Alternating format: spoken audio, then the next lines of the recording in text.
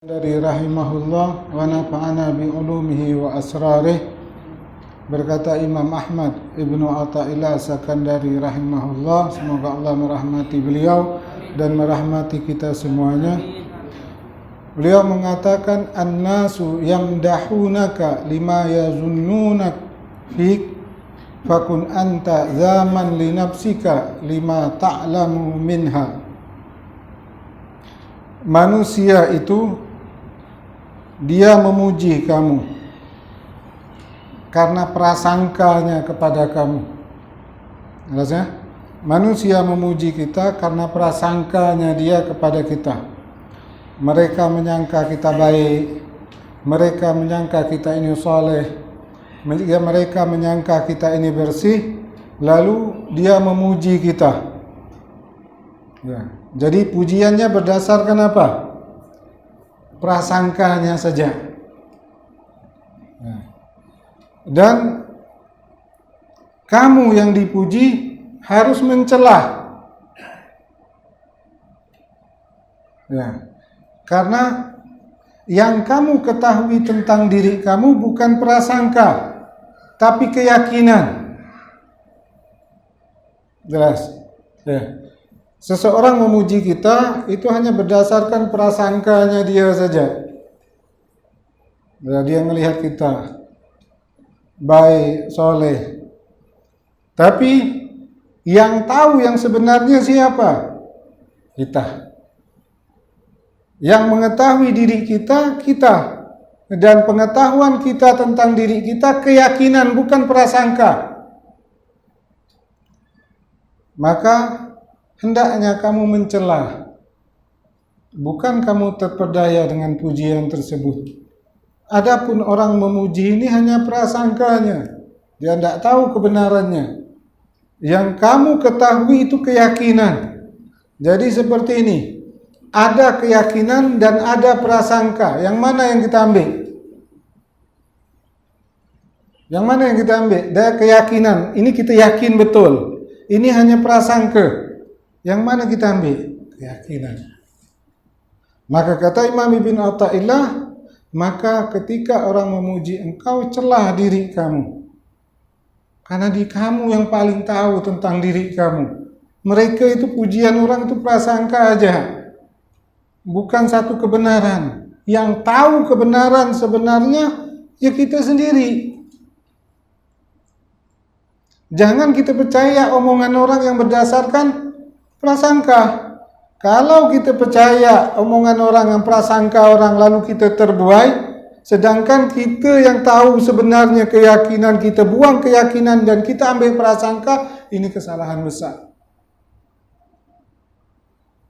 Jelas? Ya. Orang lain itu hanya menyangka. Yang tahu diri kita ini masih banyak aib ya kita sendiri. Nah, yang tahu diri kita ini banyak riak kita sendiri. Yang tahu diri kita ini ada dengkinya kita sendiri. Yang tahu diri kita ini ada kesombongan diri kita sendiri. Orang mana tahu kita sombong? Orang mana tahu kita riak? Orang mana tahu kita iri? Tidak ada yang tahu. Yang tahu kebenarannya kita sendiri. Kita tahu diri kita dengan keyakinan, bukan prasangka. Kalau kita terbuai membenarkan pujian orang, itu namanya kebodohan. Itu namanya kebodohan. Kita ambil prasangka, kita buang keyakinan. Seharusnya yakin yang keyakinan yang kita ambil.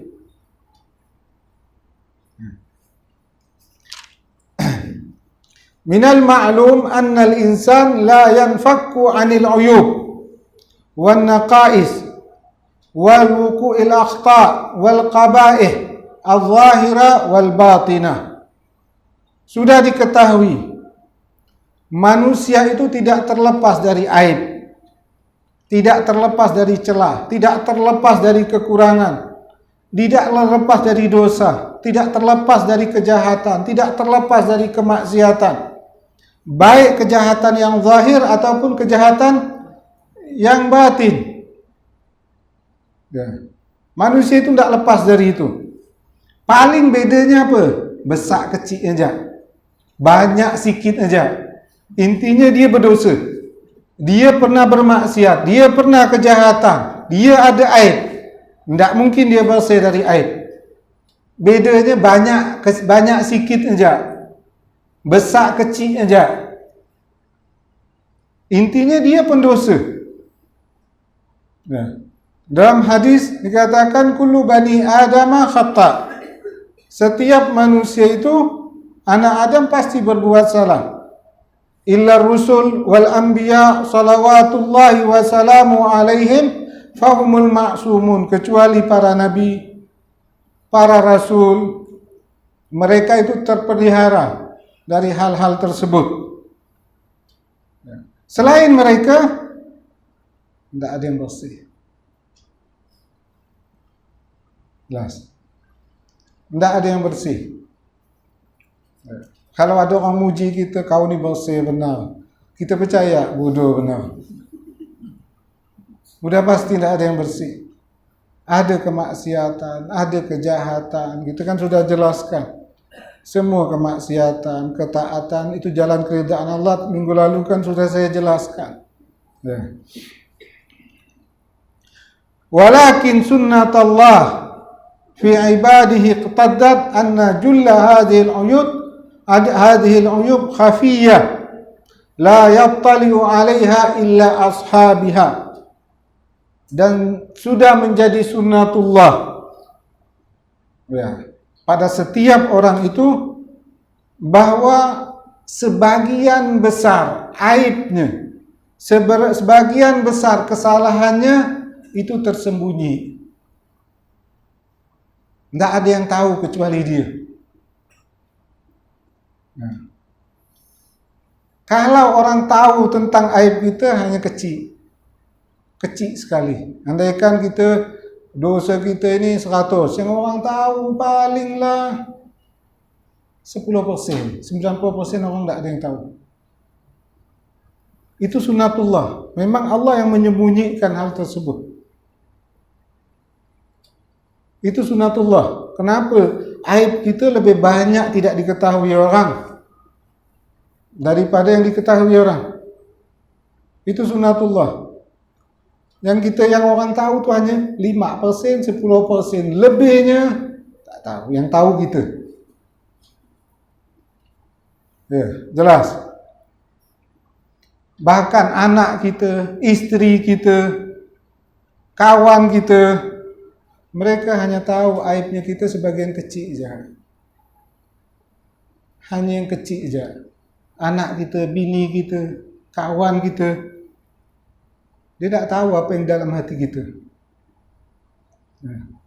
Paling dia tahu aib-aib yang zahir saja. Aib yang zahir pun tak semuanya. Yang pasti sembunyi, yang di dalam sudah 100% dia tak tahu. Mau anak kita, mau bini kita, mau kawan kita, tak ada tahu.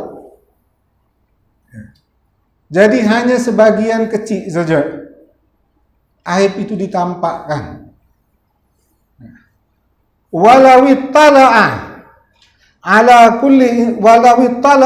kullu insanin min sahibihi ala misli ma yattali'u huwa alaihi, jikalau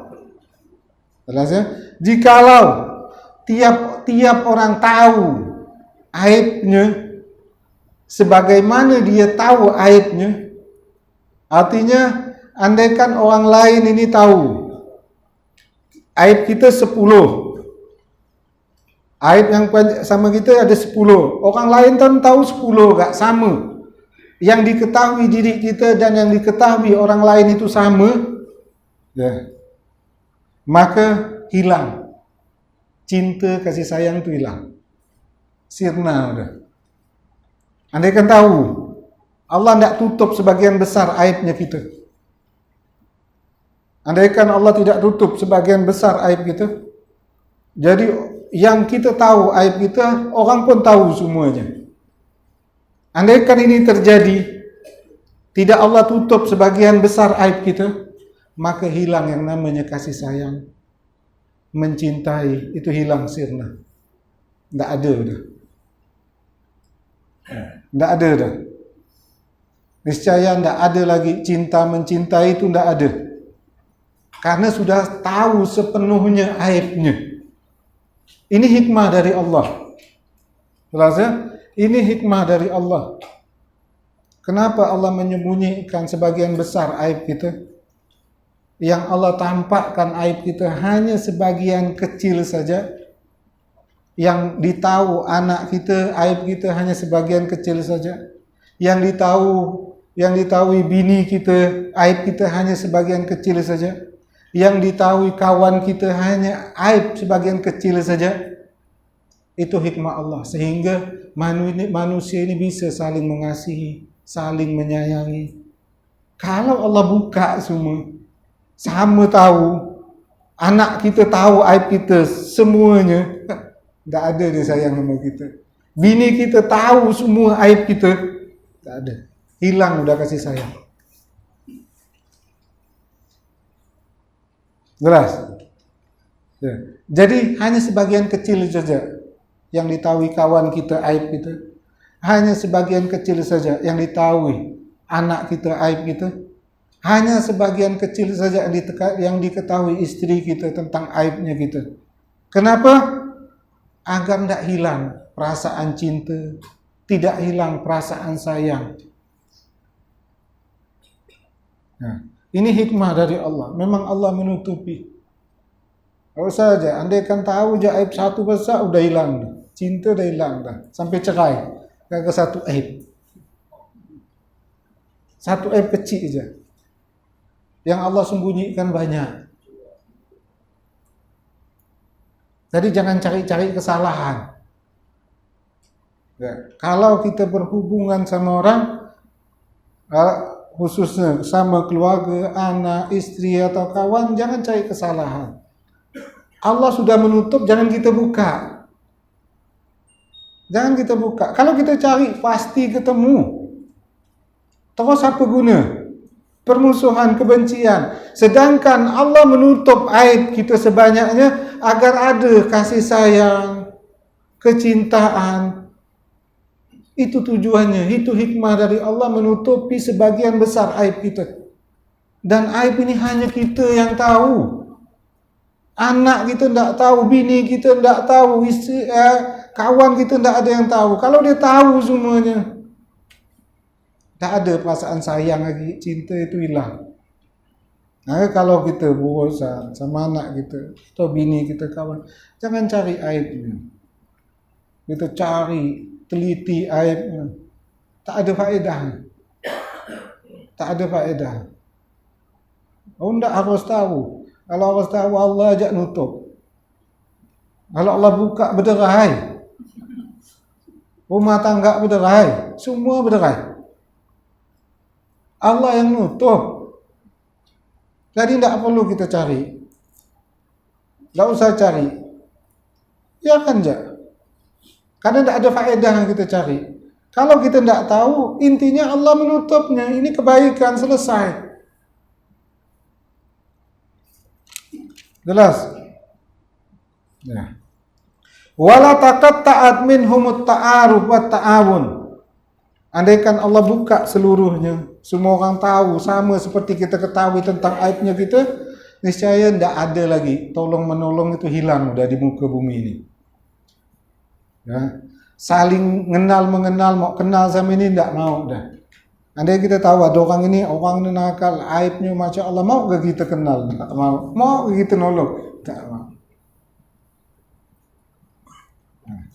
Tak mau. Jadi hilang kasih sayang, hilang rasa cinta, hilang saling tolong menolong, hilang saling kenal mengenal, itu hilang semuanya, sirna. Jadi kenapa Allah Subhanahu wa ta'ala menutupi sebagian besar aibnya kita, yang ditampakkan hanya sebagian kecil dari aib kita, agar kita saling berhubungan, saling mencintai, saling kasih sayang, saling tolong menolong. Udah Allah tutup, jangan kita sibuk buka aib orang.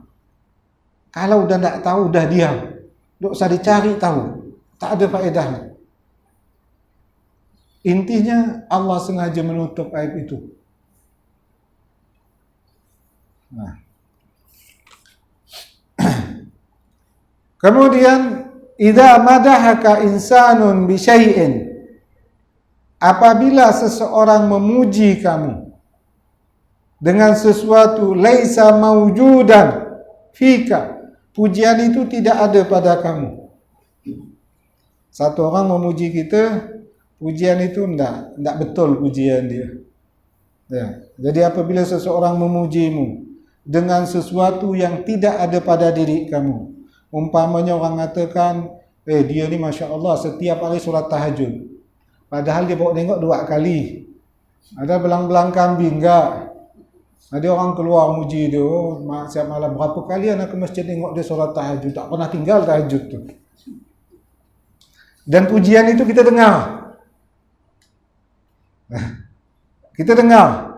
Kita tahu bahwa kita ni bawa enggak, kadang-kadang enggak, kadang tahajud, kadang tak. Kita tahu. Apa yang harus kita lakukan? Fala tafrah. Jangan engkau senang dengan pujian tersebut. Jangan jadi terik kan, diterik kan. Padahal udah tahu bohong bah, tak benar bah pujian ni. Pujian ini tidak benar. Jangan kita bahagia. Fala tafrah. Jangan. Ini kalau pujian itu tidak sesuai dengan kenyataannya. Pujian itu tidak benar. Andai kan orang mengatakan si fulan ni bersih sekali hati, kita tahu hati kita ni banyak dendam, banyak iri, banyak dengki. Tak boleh kita senang. Jangan kita senang. Fala tafrah. Karena kalau kita senang dengan kebohongan. Kita membenarkan, suka, cocok, dia bohong, betul. Fala tafrah. Jangan kamu gembira dengan pujian itu. Jangan kamu suka dengan pujian itu. Jelas. Wa azhiril karahatak alal madih. Kamu tampakkan ketidaksukaan kamu dengan pujian itu. Oh, ini berat nih, kan? Atau orang kamu ni tahajud, enggak, jangan anak tahajud, harus kita bantah, harus dibantah. Tampakkan ketidaksukaan kamu dengan pujian itu, karena kebohongan, tidak sesuai dengan faktanya.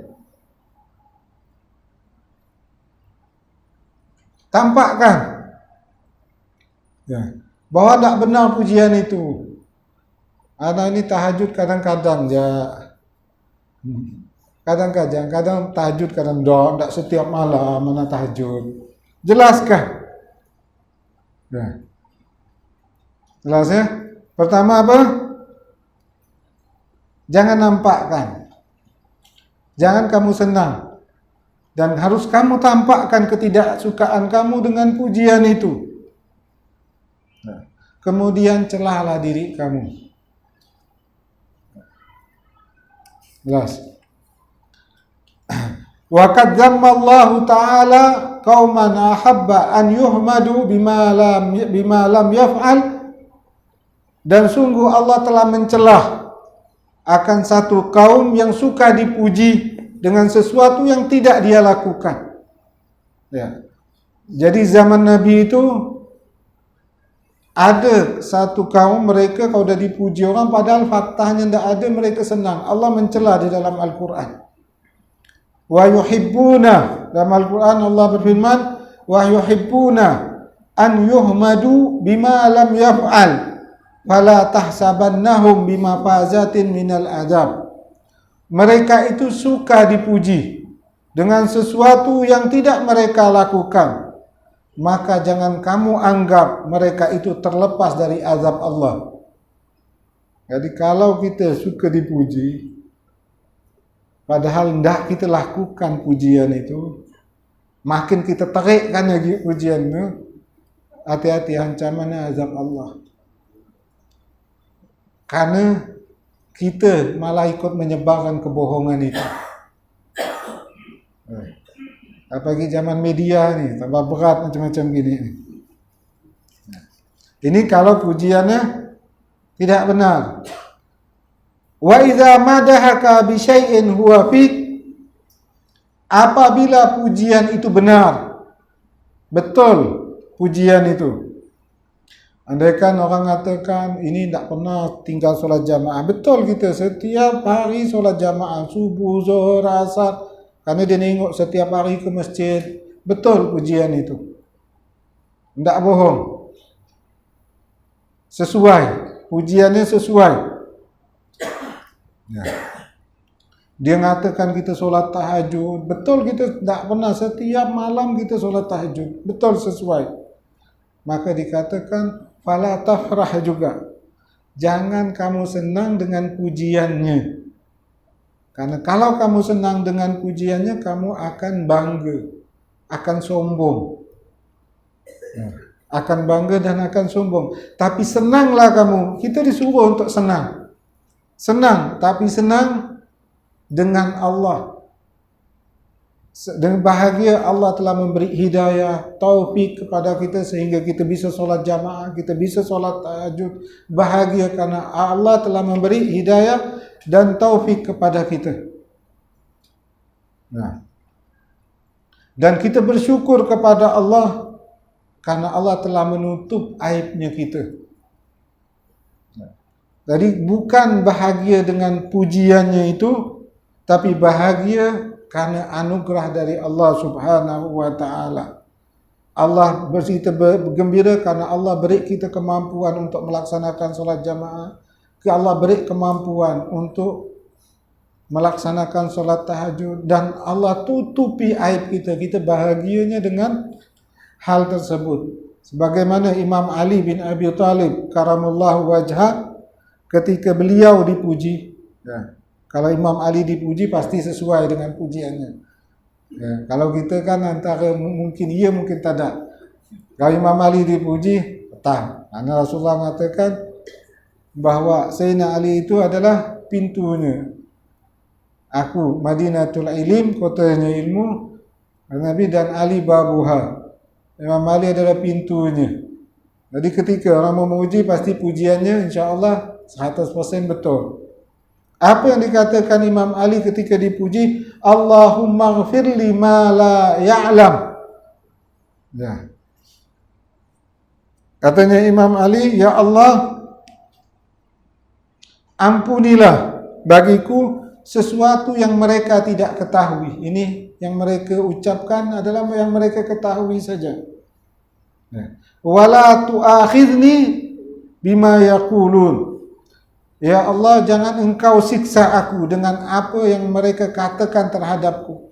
Karena ucapan manusia itu bisa menjadi seksa ketika ucapannya membuat kita sombong, membuat kita bangga diri, kita berlindung. Jangan sampai ucapan menjadikan siksa untuk aku. Waj'alni khairan ma yazunnun, dan jadikanlah aku ya Allah lebih baik dari apa yang mereka sangkakan. Ini kalau pujiannya benar. Ya. Jadi kesimpulannya bahwa pujian yang ditunjukkan kepada kita itu ada dua. Ada pujian yang pertama dusta. Ya. Apabila pujian itu dusta, maka apa yang harus kita lakukan?